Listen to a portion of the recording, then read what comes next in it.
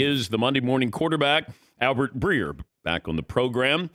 Give me the state of these two teams that played last night. Let's start with the Raiders. What condition are they in right now?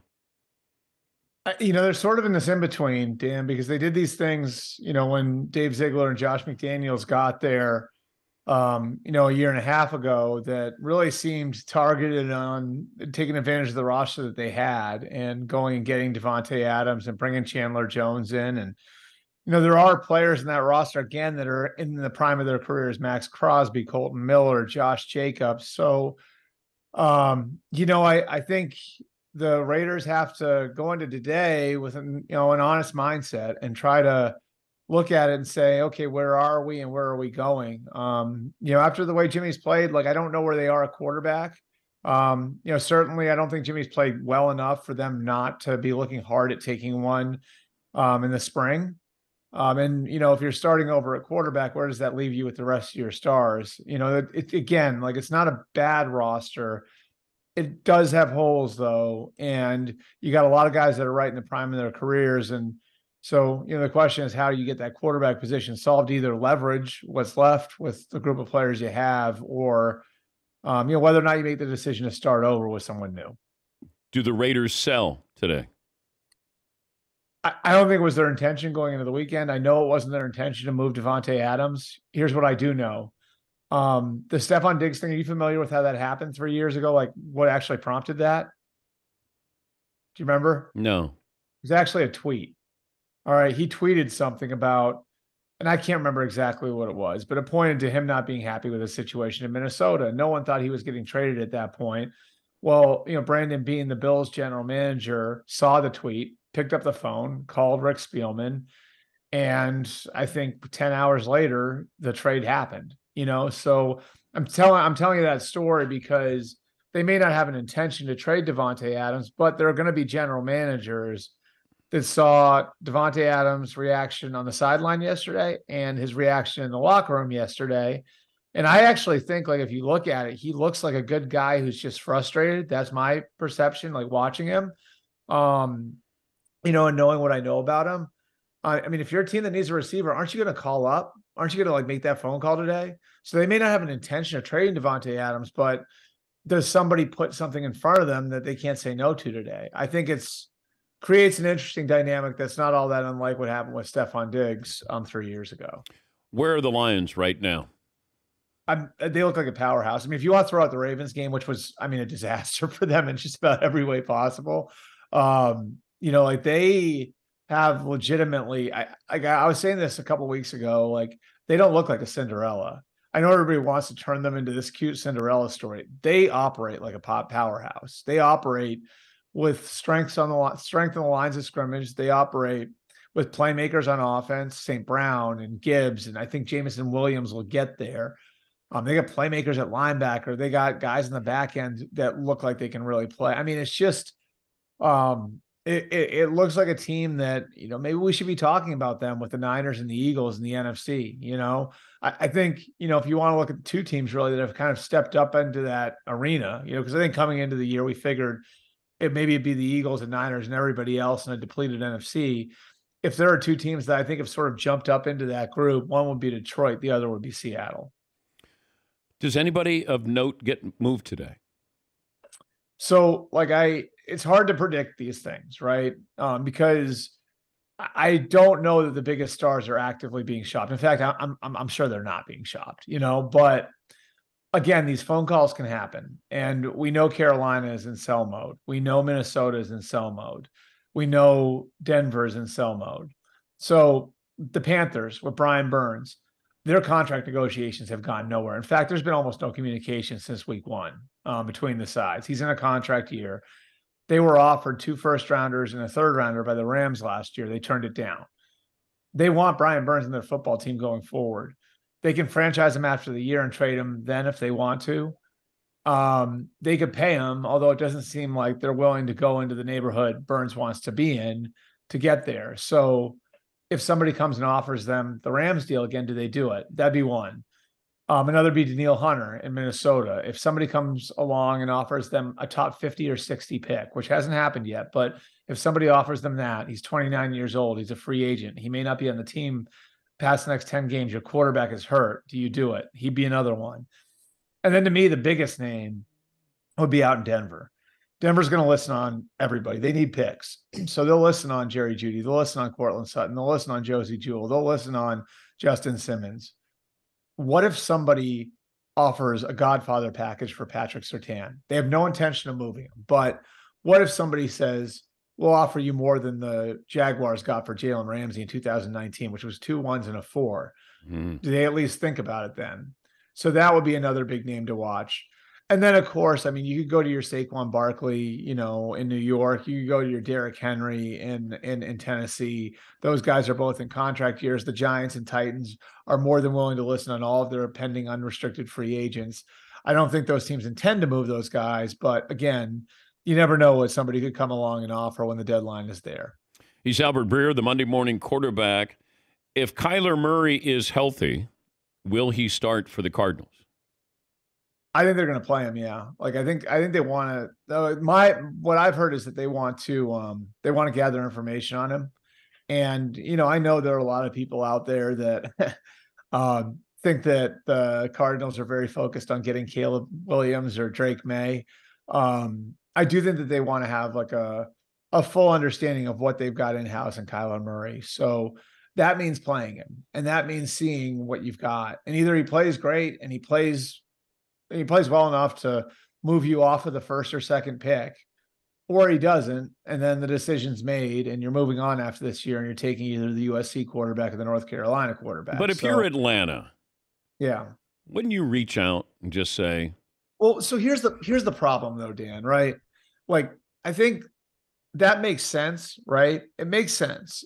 Like, could Minnesota or Atlanta or one of these teams look at it and say, yeah, you know what, we take on Kyler Murray. The problem is that you're not trading for the player, you're trading for the contract. yes. And like, if you are Arthur Smith and Terry Fontenot, no, you're now in year 3 in Atlanta, right? How many more years are you going to get? One more. 2? Maybe one more after this year and one. Yeah, probably. Right. So if you trade for that contract, you're tying your job security to Kyler Murray. But they have a better chance of winning and keeping their job with Kyler Murray than they do Desmond Ridder. Right, but then doesn't that take you out of play for a quarterback in April? But you won't need one if you get Kyler Murray. If you like, are you sure? Are you sure he's going to play that well? Like, that's the thing is, like, what the Falcons have told us with their actions, Dan, is. But they have the 19th pick right now, Albert. They're not, but they're not going to. They didn't. I mean, they're not going to go all. What the Falcons have told us with their actions is they're not going to go all in on a quarterback until they are 100% sold that's the guy. You can argue whether it's right or wrong, but they're not going to do it until they are 100% sold that they've got the guy. They feel like they can coach it well enough, they can put good enough players in the roster to tread water until they get there, right? Sort of like, I don't know, like, this is different, but Andy Reid, we've talked about that before, where they took Alex Smith and they tread water until they got to Patrick Mahomes, right? They feel like they can tread water until they find a guy they're really willing to go all in on.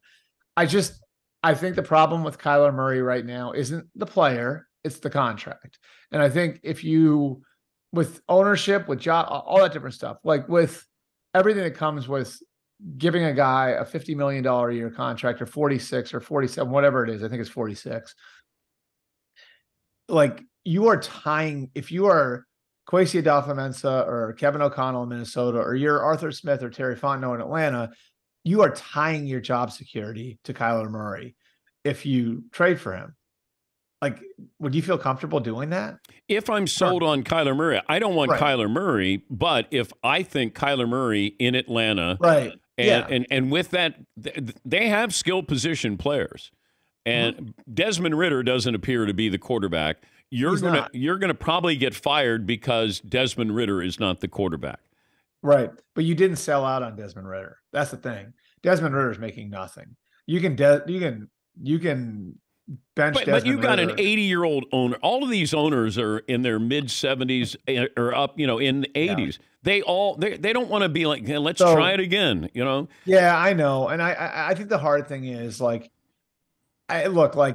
everything with the quarterbacks is context, right? Like Jared Goff wasn't good enough for the Rams. Okay. Jared Goff got the Rams to a Super Bowl, but the Rams decided, you know what, at that price, it's not worth it. If we're going to spend that much on a quarterback, we need to level up.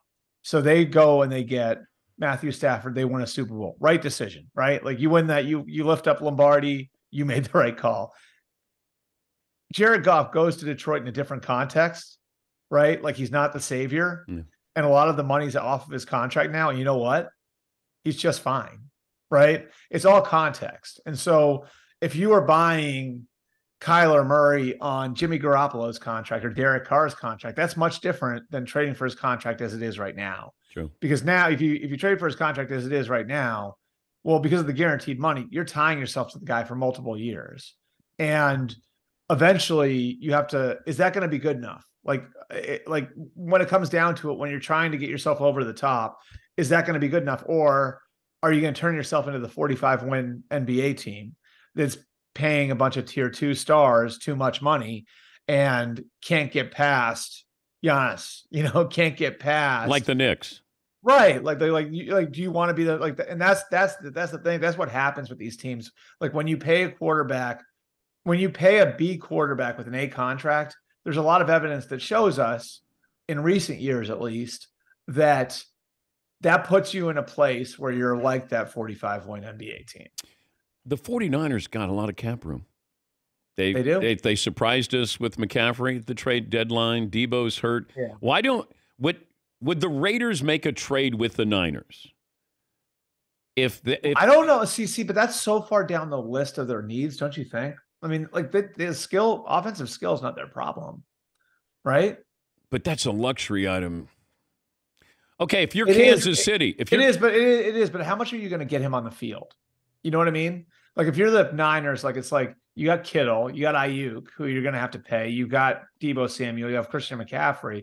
I mean, if I'm the Niners and I'm taking a big swing, like if I want to take a really big swing, then you go for Burns or Surtain, right? Oh, like, Surtain, yes. Like, you know what I mean? But why would Sean Payton come into a situation with a quarterback who's on the back end of his career, and Sean is, wants to show that he can win without Drew Brees? Right. Now you're going to get rid of all the receivers are available. The reason you would do that is if you've decided that you're going to move on from that quarterback. But then, okay. Do you think that they would move on from Russ if you're resetting? Well, if they're looking at it, because the interesting thing about Russell's contract, Sean didn't negotiate it, so Sean does it. So if it looks like a bad contract, well, Sean can say, "Well, that's not my contract, right? Like I didn't do that contract with him." They could. The interesting thing about Russell's contract is it would be very expensive for them to get it out of it after this year. Like I think they'd have to pay. It's like a $37 million. They'd have to pay or $39 million of future money and guarantees to get out of it, right? But it's almost as expensive to get out of it the year after. So in other words, if you bail after this year, you're effectively going to have to pay like a $39 million buyout to get out of the contract. But if you wait until next year, right, you're going to have to pay a $37 million buyout to get out of it after 24. So it's kind of like, all right, well, do we just bite the bullet now? If you don't think he's that player. And I don't think he's been the problem either. But it's also like you only have so long to build. So if you're Sean, do you look at it and say, keeping Russell here is kicking the can down the road? We need to pull the Band-Aid off. And if you're pulling the Band-Aid off, don't you look at your roster completely different then? And don't you say to yourself, you know what? We got to go and build some draft capital. Because remember, they were cleaned out by both the Russell Wilson trade and the Sean Payton trade. Yeah. They need picks. Great to talk to you as always, Albert. Thank you. All right, great. Thanks, Dan. Appreciate it. Albert Breer, the Monday morning quarterback.